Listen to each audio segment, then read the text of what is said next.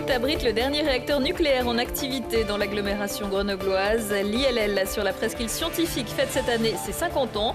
Chaque année, des chercheurs du monde entier viennent utiliser ces faisceaux et étudier les caractéristiques de la matière. Le Festival international du cirque fait son retour au Palais des Sports de Grenoble. Avant la première représentation jeudi soir, l'heure est aux dernières répétitions et préparations.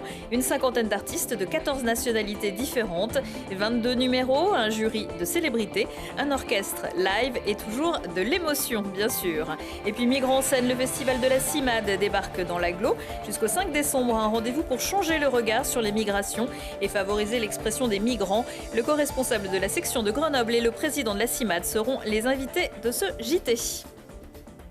Bonsoir à tous, ravi de vous retrouver dans ce JT du mercredi 17 novembre 2021. Du lundi au vendredi à partir de 18h, l'essentiel de l'actualité du Grand Grenoble. Un demi-siècle de recherche pour l'ILL. C'est un des fleurons de la presqu'île scientifique de Grenoble. L'Institut Lollangevin abrite la meilleure technologie neutronique du monde. Des équipements qui génèrent entre 650 à 800 expériences pour tenter de répondre à des questions sur la compréhension de la matière et de l'univers, mais aussi les médicaments, les batteries ou la production d'hydrogène. Laurie Baillet a profité d'une petite pause du réacteur pour rencontrer les scientifiques. Leader mondial de la recherche par les neutrons, l'Institut Lollangevin est né en 1967 d'une collaboration entre la France, l'Allemagne et le Royaume-Uni. L'ILL a démarré son réacteur à haut flux en 1971. Voilà 50 ans que ces faisceaux de neutrons sont les plus intenses au monde. Une prouesse technique et humaine, utilisée notamment dans les domaines de la biologie, du magnétisme et de la physique des particules. En fait, on a au milieu du réacteur, donc juste derrière moi, une piscine dans laquelle on retrouve donc un bloc réacteur dans lequel on a un élément combustible. Cet élément combustible, par action de fission, permet la production de neutrons.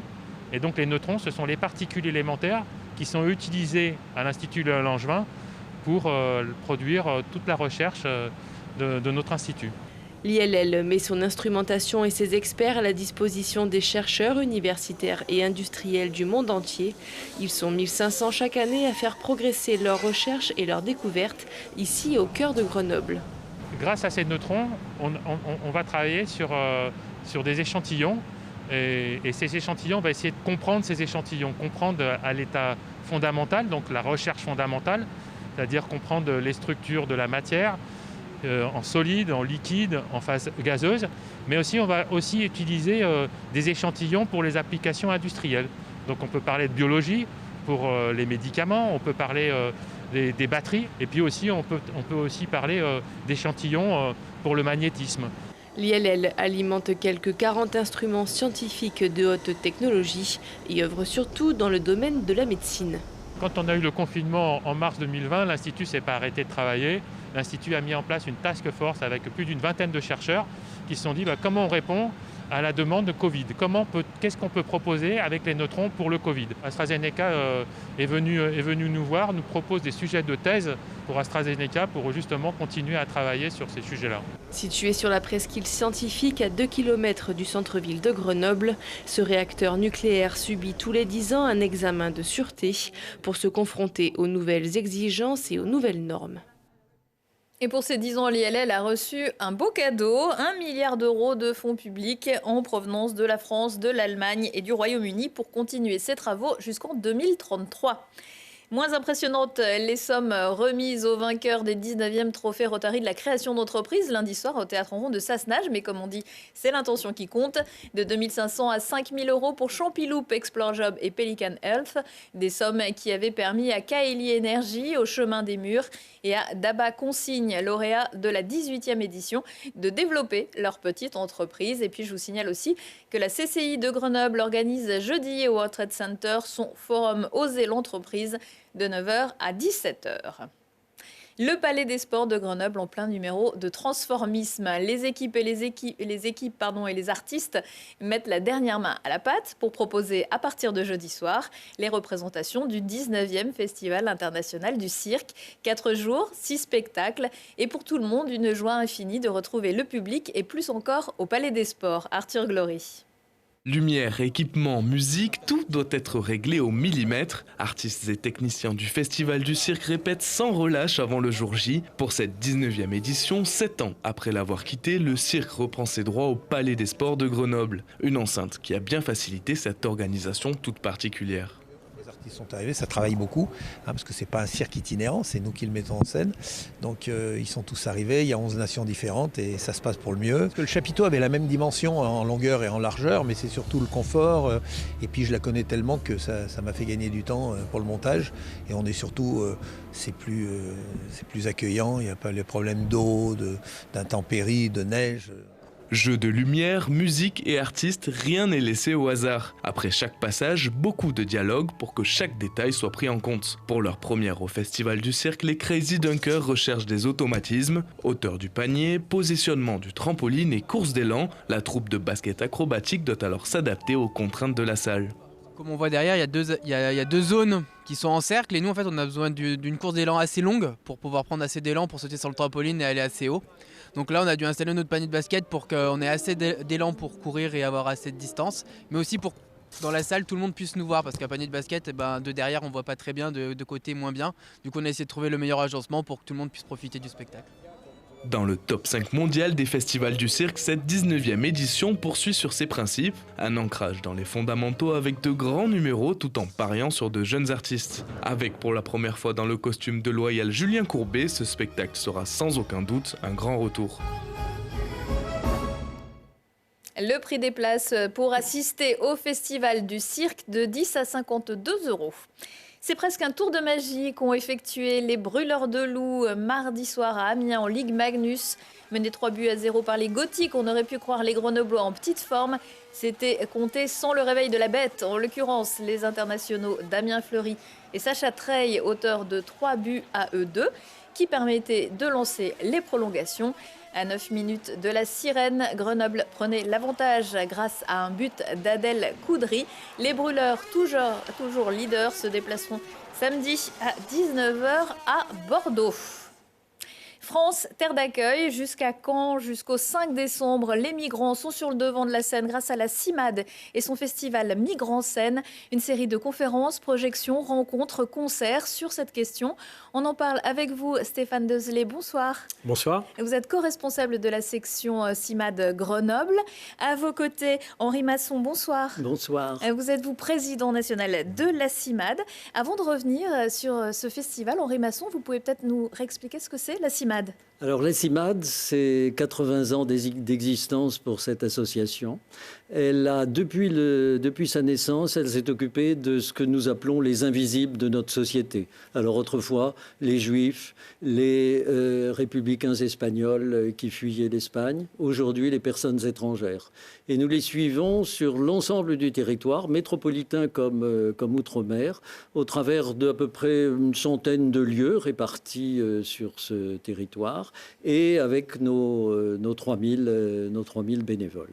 Comment vous les suivez ? Alors nous les suivons en les accueillant et en essayant de les accompagner le mieux que nous le pouvons pour leur permettre d'obtenir soit l'asile, soit effectivement un titre de séjour.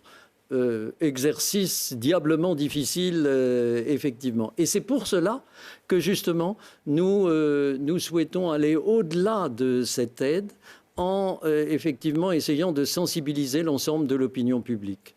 Et Migrants Scène, dont vous avez parlé il y a un instant et dont on va parler avec Stéphane à Grenoble, effectivement, Migrants Scène a pour objectif depuis une quinzaine d'années d'ouvrir en quelque sorte les portes de ce travail aux côtés des personnes étrangères, au travers d'expositions, au travers de spectacles de cinéma, de théâtre et de débats avec différentes personnes et un public qui n'est pas forcément habitué effectivement à rencontrer les problématiques des personnes étrangères. Stéphane Dezlé, l'aide de la CIMAD se manifeste comment dans l'agglomération grenobloise ? De diverses manières. Alors, en plus des permanences juridiques que nous faisons pour aider aux régularisations administratives, nous faisons partie du débat public. Ça, c'est très important. Nous donnons des cours de français également. Et puis, nous tâchons de trouver des solutions pour faire respecter la dignité des personnes, comme essayer de trouver des solutions d'hébergement pour des jeunes, essayer de leur frayer un chemin vers l'emploi. Donc, multiples activités que nous conduisons avec nos partenaires du collectif Migrants en Isère. Nous ne sommes pas tout seuls, heureusement. Vous aidez à peu près combien de personnes par an? Est-ce qu'on peut chiffrer ça? On reçoit environ 2000 personnes dans nos permanences.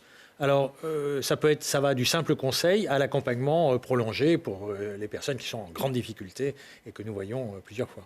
Alors parlons à présent du festival. Est-ce que vous pouvez nous donner quelques rendez-vous, plus précisément, quelques grands moments? Oui, bien sûr. Alors cette année, on a fait la Place Belle au cinéma parce que nous sommes un festival post-Covid. C'est moins facile de programmer du spectacle vivant. Et donc on a de beaux films à vous proposer, comme La Traversée, qui est un film d'animation qui passera à Montciné le 21 novembre, par exemple.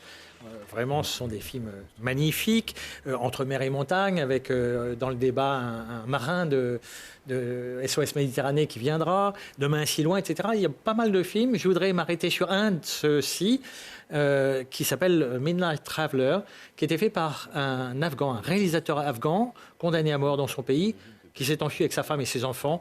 Ils avaient 3 portables, ils ont filmé leur parcours, ils ont monté un film multiprimé. Donc venez voir ce film également. C'est une partie du festival, ce cinéma. Il y a d'autres choses, notamment une innovation. Il y a du street art qu'on fait visiter, Grenoble. Pour découvrir le street art, voilà, avec un thème femmes et migration, parce que les femmes sont doublement victimes avec les violences faites aux femmes. On aura aussi résistance et migration. Résistance et migration, c'est important. Cette année, le thème, c'est résistance. Résistance, bien sûr, à tous les obstacles que peuvent rencontrer les migrants dans leur régularisation, mais aussi la résistance à l'oubli, qu'on va aborder d'ailleurs tout de suite à l'inauguration qui a lieu aujourd'hui, parce qu'il y aura des lectures qui évoquent ces disparus en mer, notamment, dans leur parcours. Merci beaucoup à tous les deux. On rappelle, le festival, c'est jusqu'au 5 décembre. C'est migrantscène.org pour avoir le programme détaillé. Parfait. Un autre rendez-vous, 2 autres rendez-vous pour terminer. Je vous rappelle les rencontres Montagne et Sciences jeudi à 20h à Alpes Congrès. L'organisateur Éric Larose était venu nous en parler mardi dans le JT. Pas besoin d'être montagnard, scientifique ou les deux. Seule condition, aimer découvrir le monde et s'émerveiller, comme pour les rencontres Migrants-Scène. Au programme l'eau vitale, astronomie, Mars ou encore une Haroun Tazieff. Retour de l'actu à 19h, 21h et 23h et en replay sur télégrenoble.net. On se quitte en musique avec les Ogres de Barbac qui seront jeudi soir à l'heure bleue de Saint-Martin-d'Air. En première partie, le Grenoblois Arrache Sarkisic. Excellente soirée à tous. Je vais vous dire ce qui m'indiffère dans ce monde merveilleux. Qu'un étranger passe la frontière, qu'il vienne partager mon pain. Si ça peut faire moins de misère, je le veux bien. Ceux qui trouveront démagogique cette façon de penser, vous avez compris la musique, vous m'emmerdez.